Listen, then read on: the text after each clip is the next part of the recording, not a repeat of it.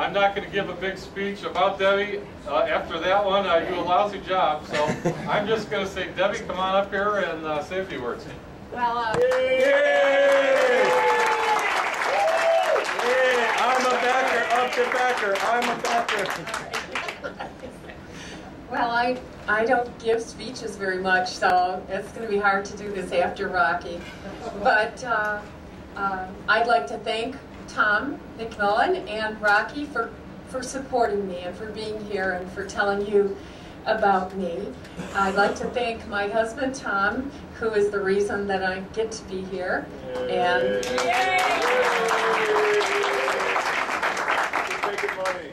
yeah.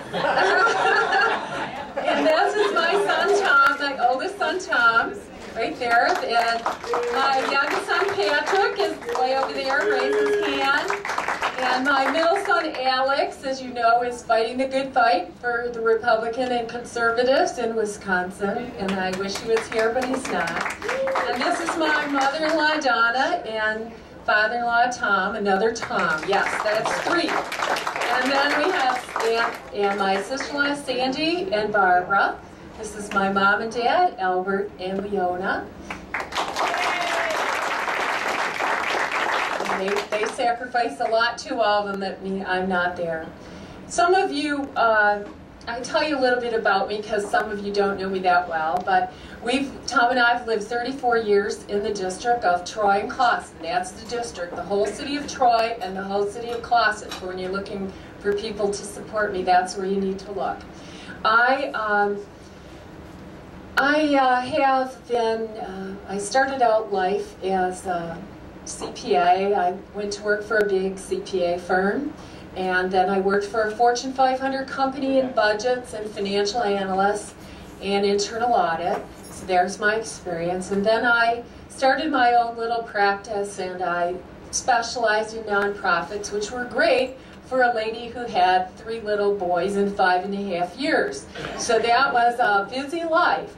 And then I made the fatal mistake. I've always been involved on the edges of conservative things and that kind of thing. We always were voters, and my husband and my family very involved in that kind of level. And I made this fatal mistake of calling up a guy that was running for city council, and his name was Bob Goslin, and I just called him to ask him a question about what is the reason for government.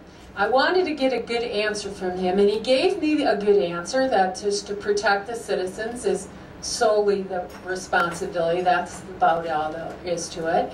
And so then he had my phone number, and first thing you know, it's 1994 and I'm a precinct delegate. And then my fellow Republicans elected me onto state committee and executive committee and county committee, and I met Tom McMillan, and I was really in trouble then. And, you know, the party activists.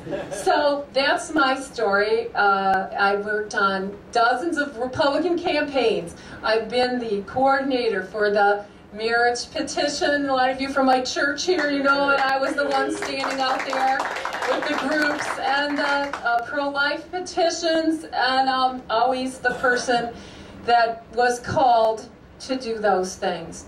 So really, I'm the only candidate that has been an active participant in Republican Party and conservative goals for that time.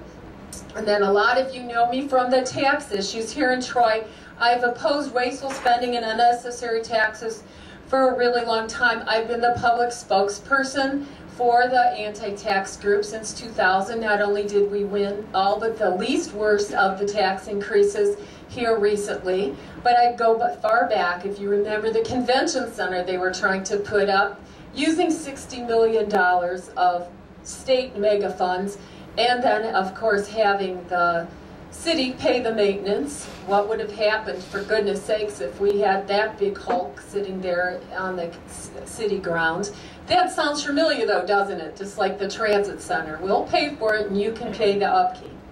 So that's what if you remember, that's what I've been doing there. So I know how to stand up to those irresponsible big spenders already, and you can be assured that I'll take that tax fighting trait to land. Yeah.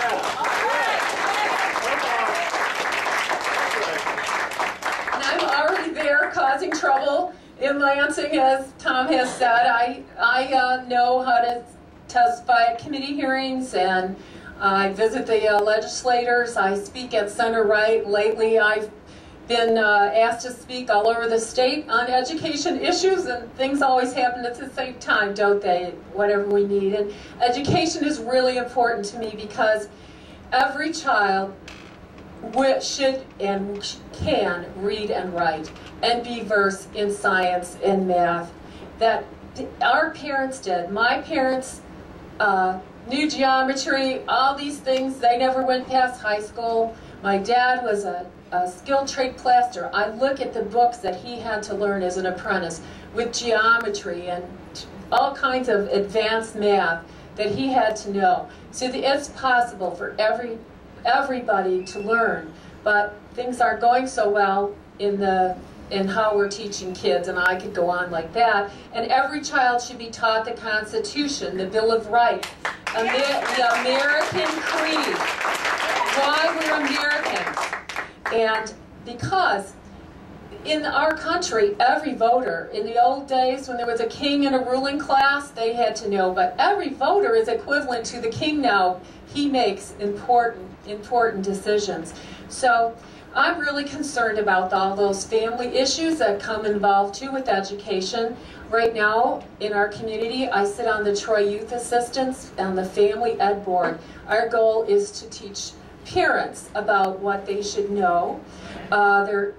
We do parenting programs. We do teach the parents about drugs, what kind of drugs are out there, what they should look for. We bring in a lot of good, and I'm surprised to say, conservative speakers who talk about how PhDs in that, how a family and teaching responsibility ends up with kids who do better on their SAT than those with a high IQ. Those are important things to me. We did bring in Pam Stentz last year, which I was instrumental in getting her here, the national renowned abstinent speaker, and lo and behold, Kensington Church did it too this year. You know, blossoming the message is what we need to do. I fully support one man, one woman marriage, and not any substitutions either. I believe that a feminine and masculine influence is important in raising children, and so is the extended families, the grandmas and grandpas and the uncles and aunts. And what has happened in our state is horrible. We've lost 800,000 jobs in the last 10 years. And we lost our families and we lost our kids. When I go door to door, I have all people like most of Troy, causes my age, and they have lost their kids to other states for jobs. I literally had one man almost in tears because he had, his kids were not there, and he expected in his life to at least have one grandchildren near him. And my kids grew up with close grandmas and grandpas. I know that's important to their rounded, their respect for the elderly. It's just really important to have a close relationship like that. So we need to get these young people back and our families back. And we're just harming, not just for money, but the basis of our society, the family. So the bottom line is we need jobs. And I think the Republicans have been doing a great job in Lansing with lowering taxes, getting rid of the MBT, and also reducing regulations.